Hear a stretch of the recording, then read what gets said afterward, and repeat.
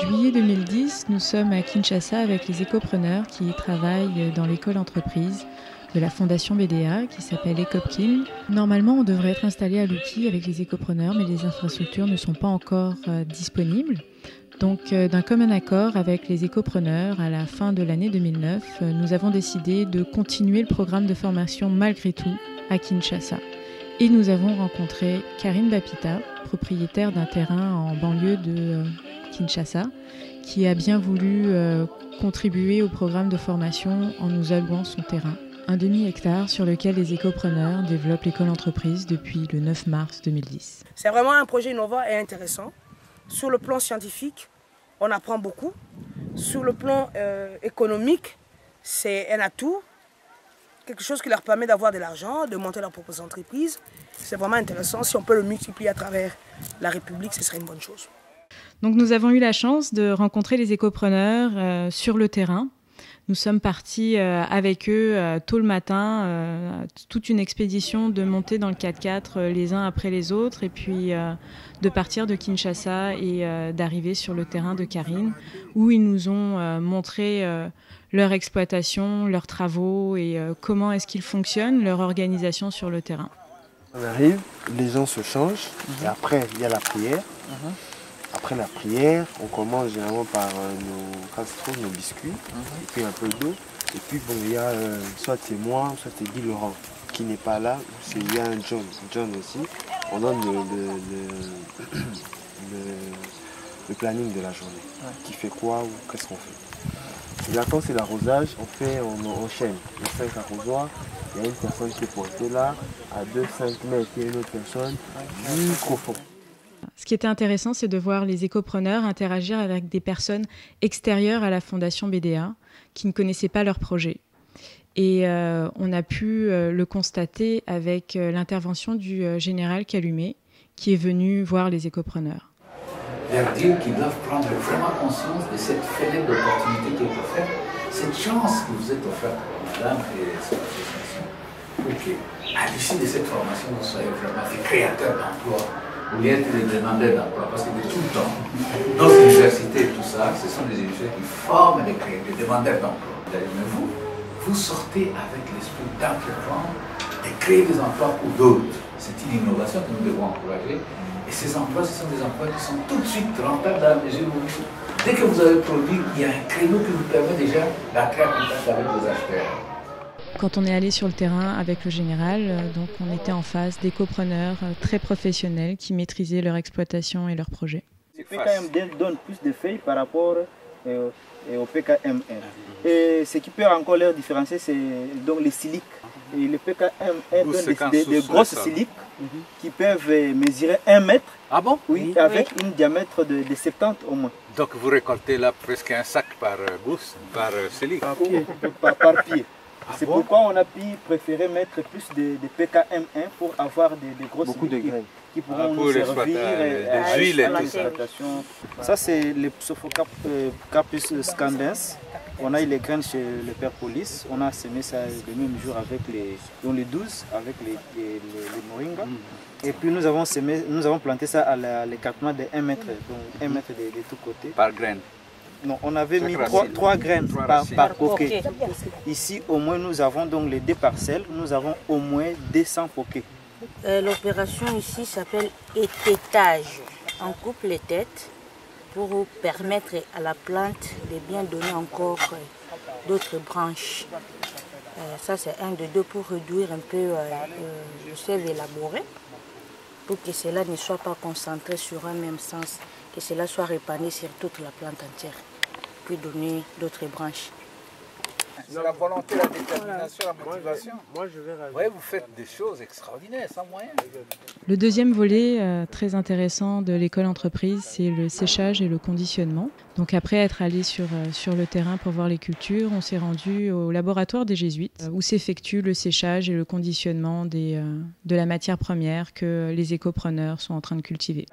C'est dans cette salle qu'on faisait le tri et ceux qui étaient triés étaient emmenés dans l'autre salle. Pour être établi. Quand là c'était plein, on est revenu, on a essuyé et on est revenu.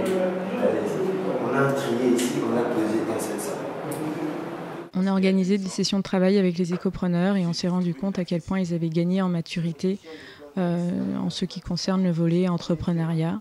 On l'a ressenti dans leur démarche, leur fonctionnement, le raisonnement qu'ils avaient par rapport à des problèmes posés et tout simplement dans le vocabulaire qu'ils utilisaient. Ce que j'apprécie dans ce qu'on fait, l'école entreprise, parce qu'il y a deux mots là, école et entreprise. C'est une école où on apprend comment gérer l'entreprise, comment devenir un entrepreneur.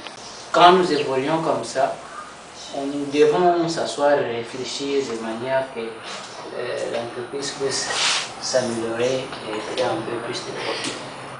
Si on le regarde de façon d'un employé, on va continuer à créer des tâches. Mais si on arrive à le regarder d'une façon d'un entrepreneur, on doit chercher des solutions pour résoudre, arrêter à interrompre de creuser ces trous-là, chercher l'équilibre comme vous dites là. Et ils ne s'arrêtent pas à ce qu'ils font aujourd'hui, ils mettent vraiment leur projet en perspective en déterminant les différents types d'entreprises qui seront en mesure de créer une fois rentrés chez eux. Donc dans cette sphère, on peut faire ceci. Il y a certains qui peuvent se spécialiser dans la production de véhicules, certaines autres qui peuvent se spécialiser dans la production de graines, et certaines autres qui peuvent se spécialiser dans la production de fruits. On peut faire des cultures différentes, mais par rapport au marché, comme on est ensemble, par rapport au marché, on peut faire une ensemble de mêmes cultures, comme ça on fait un envoi ensemble pour répondre au marché. Et même dans leur discours, quand ils parlent de leur propre projet ou de ce qu'ils ont réalisé au sein de la Fondation BDA depuis qu'ils ont commencé le programme, on voit que leur discours a évolué, n'est plus le même qu'il y a 2 ans. Pour moi, BDA, c'est comme si BDA est venu pour concrétiser mon rêve. Parce que depuis que j'ai fini, j'étais seulement sans emploi. Maintenant, BDA est venu, c'est comme une opportunité pour moi pour me lancer sur les marchés. Après avoir fini BDA, je vais m'installer au Bandundu, précisément à Kikwit, là où je vais installer mon exploitation. Vraiment, j'ai des ambitions. J'ai un rêve grand. Je compte faire même, pour le moment, au début, 50 hectares de moringa et plusieurs autres plantes médicinales, alimentaires aussi. Et je compte réaliser mon plan d'affaires d'ici là. Dès que c'est prêt, je démarre mon entreprise. Et mon entreprise s'appelle Mission Verte. Au départ, on n'y croyait pas. Le côté plantes médicinales, pour moi, c'était réservé pour les gens du village où c'était un tabou. Utiliser les plantes médicinales. Et personnellement, je ne pensais pas que les plantes médicinales avaient des vertus. Et ce côté-là, la BDA m'a ouvert un grand secteur sur les plantes médicinales et je vois aujourd'hui que c'est un secteur qui rapporte de l'argent. Pour parler de ce qu'on fait à Kimwens en ce moment, c'est quelque chose, c'est une très grande expérience. Ça va nous permettre aujourd'hui de monter notre business plan. C'est un projet durable. À long terme, ce n'est pas un projet comme on voit aujourd'hui, des projets de 5 ans, mais après, le projet ne tient pas après. Cette mission a été vraiment gratifiante dans le sens où on a côtoyé des écopreneurs qui avaient vraiment changé par rapport à il y a 2 ans quand ils ont commencé leur programme. Ils sont beaucoup plus proactifs, beaucoup plus entreprenants.